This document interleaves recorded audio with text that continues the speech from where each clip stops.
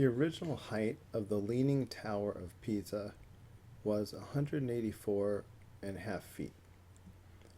All right, let's get our sketch going. So here's the ground. All right, here's the original height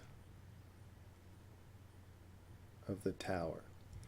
Okay, that is 184.5 feet. However, the Leaning Tower of Pisa is now leaning.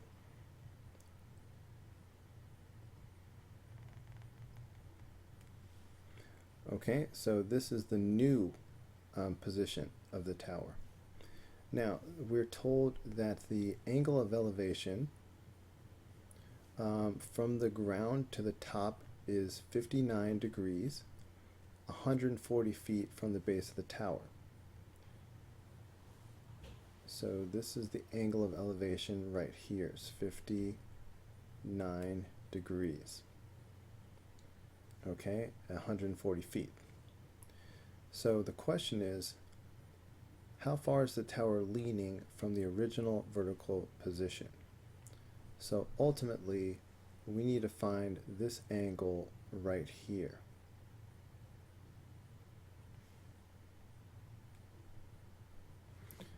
All right, well, we know this side of the red triangle, and I might as well go ahead and do this, make this red as well. We know this side of the red triangle. The length of the tower is still 184.5. So we know an angle, and we know two sides. So this is a side-side angle situation. So we will use the law of sines. Okay, so we need to find the other angles. Okay, especially this angle down here. Let's give these angles letters. So I'm going to call this angle G because this is the ground angle. And I'm going to call this angle A because it's up in the sky. Well, it's up in the air.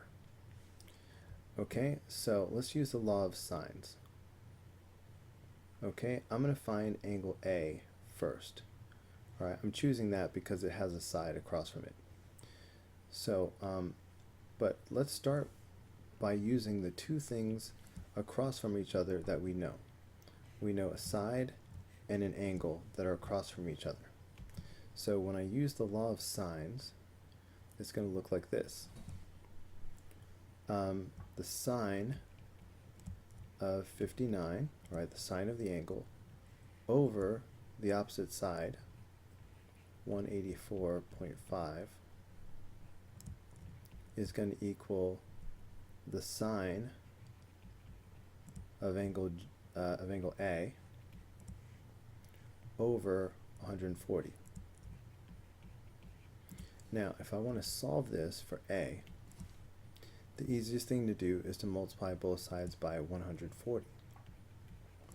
That way these 140s will cancel each other out. All right, let's do that so far. So I have 140 sine 59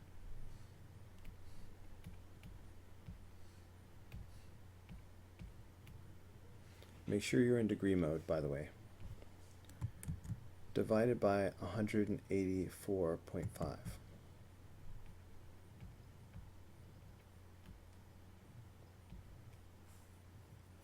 So that is 0.6504.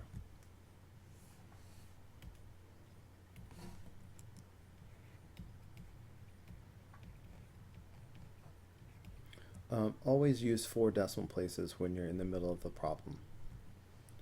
So that equals sine of A. So if I want to find angle A, I need to do the inverse sine of 0.6504. Okay, so we'll do the inverse sine of 0.6504.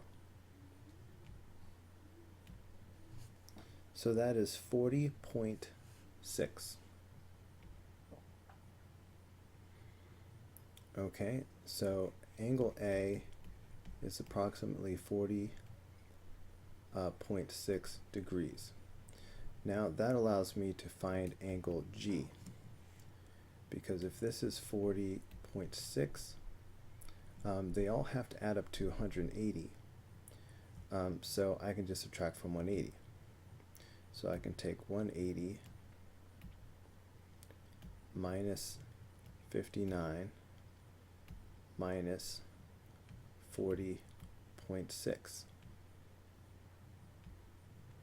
That's 80.4.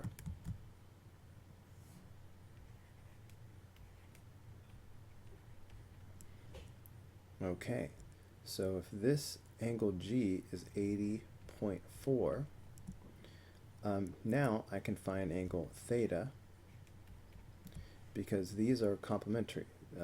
Together they are sandwiched inside of a 90-degree angle. They have to add up to 90.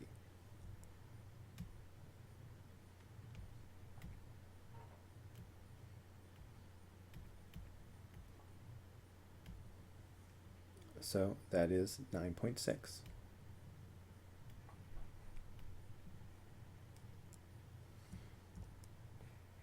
All right, so the answer is B.